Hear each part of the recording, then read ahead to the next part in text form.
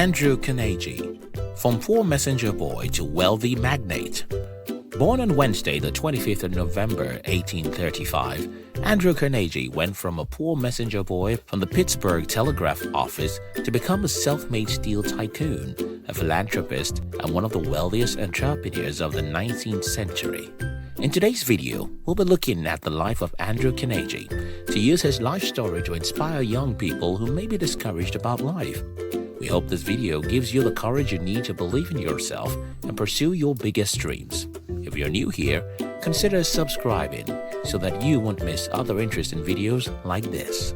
Early life. Andrew was born in Dunfermline, Scotland to William and Margaret Carnegie.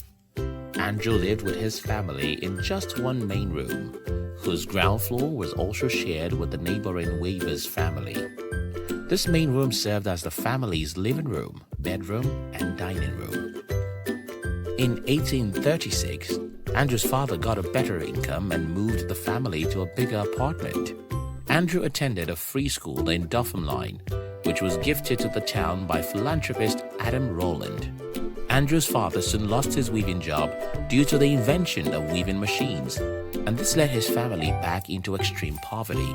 In 1848, when Andrew was 13, William left Scotland with his family to Allegheny City, Pennsylvania, where he got a job in a cotton factory, earning $1.20 per week. In 1846, Andrew got a job as a messenger at the Pittsburgh telegraph office. His unrelenting desire to advance his career moved him to become a telegraph operator in 1851. In 1853, Andrew, now 18, got a job at the Pennsylvania Railroad. He worked as a telegrapher and secretary to Thomas Scott, the superintendent at the railroad.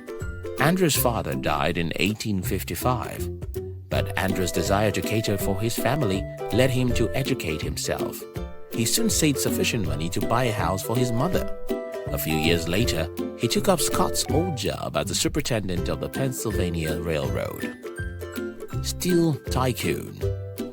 During his job at the railroad, Andrew began to learn about business and investments. He soon began to make investment in steel and oil, which brought in substantial returns. In 1865, Andrew left his job at the railroad to focus on other business interests. About 10 years later, Andrew concentrated most of his time in the steel industry, and in 1889 he owned his business, Carnegie Steel Corporation. His business revolutionized steel production in the U.S. using methods and technologies that made steel manufacturing faster, easier, and more productive. Andrew built several steel plants around the country. He owned everything needed for his business process: the raw materials, the coal fields for fueling the steel furnace, and the railroads and ships for moving the products. This strategy helped Andrew to become an exceedingly wealthy man and dominant force in the steel industry. Andrew was referred to as one of America's builders. His business does not only help to fuel America's economy, but it also helps to shape the U.S. into what it is today. Carnegie Steel Corporation grew to become the largest steel industry in the world. Andrew also published an article titled Wealth, where he stated that rich men in society have a duty to improve the welfare of society with their money. His marriage and children. Andrew remained unmarried until his mother's death in 1886, possibly due to his love and desire to care for his family. In 1887, he married Louise Whitfield. The couple had only one daughter, Margaret Carnegie.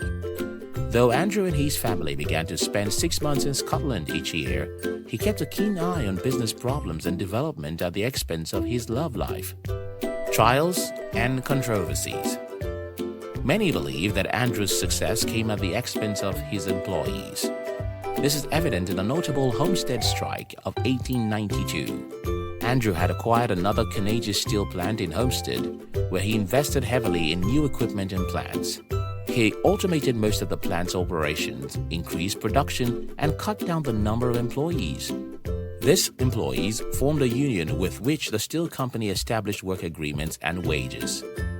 However, while Andrew was away to Scotland, his partner and associate Henry Clay Frick decided to cut down on the minimum wage of the employees because of the need for fewer workers. The employees' union, the Amalgamated Association of Iron and Steel Workers, didn't accept this, but instead organized a strike. Andrew had instructed Frick before he left for Scotland that if the new agreement leads to a strike, the steel plant should be shut down. However, Frick, who was well known for his anti-union sentiments, chose to open the plant by force. He also decided to break the union by employing replacement workers from the Pinkerton Agency. A serious fight ensued between the strikers and the Pinkertons, who later surrendered to the strikers. 3 Pinkertons and 5 strikers were killed, and many were injured. Since the strikers won, the plant remained closed, but it was reopened by the governor of Pennsylvania 5 days later, and 2 months later, the strike was called off by the union. Although Andrew was away at the time of the strike, he was still held accountable for Frick's actions due to his lack of action. As a result, his reputation was permanently dented by the event. In the late 1980s, Andrew began to face strong competition from newer, bigger firms who were concerned with sharing the market and controlled prices. Firms he has been supplying to for years threatened to reduce their purchases unless he agrees to cooperate. Andrew refused to agree with their agreements, but decided to expand his market into the West. This, however, led to the fall of the company. Eventually, Andrew sold his company in 1901 to the newly formed United States Steel Corporation for about $500 million, though he only earned about $225 million as his share. Philanthropy. After selling his company, Andrew decided to spend the rest of his days as a philanthropist, which he began by making donations and building libraries. Being an avid reader himself, Andrew donated about $5 million to the New York Public Library to open more branches. In 1904, he founded the Carnegie Institute of Technology, now called the Carnegie Mellon University, after merging with the Mellon Institute of Industrial Research in Pittsburgh. In 1905, he founded the Carnegie Foundation for the Advancement of Teaching. In 1910, he launched the Carnegie Endowment for International Peace.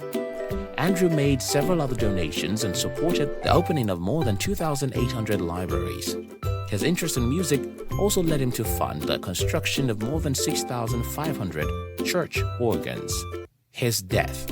Andrew, who also enjoyed traveling and meeting and entertaining notable personalities, died on the 11th of August 1919 at his Shadowbrook estate in Lenox, Massachusetts. He reportedly died of bronchial pneumonia. Before his death, Andrew had already donated $76.9 billion of his wealth in all. After his death, his remaining $30 million was given away to pensioners, to charities and foundations. Andrew was buried at the Sleepy Hollow Cemetery in New York. So, who is Andrew Carnegie? He is a selfless man who did not allow his extreme poor background to dictate his destiny. He grew from poverty, but he was determined to succeed and also help others to succeed.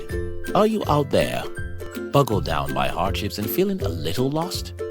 We are here to challenge you to look beyond these hard days. Stand up and fight against the trials you face and focus on achieving your goals, as Andrew Carnegie did. Thank you very much for watching our videos. We'd like to give you another interesting video for you to enjoy next. But before then, our team will be very happy if you can like this video and share it with your friends on social media. If you're new here, don't forget to subscribe so you won't miss other interesting videos like this. Look at your screen now to see 2 other interesting videos we handpicked for you to enjoy next. We love you.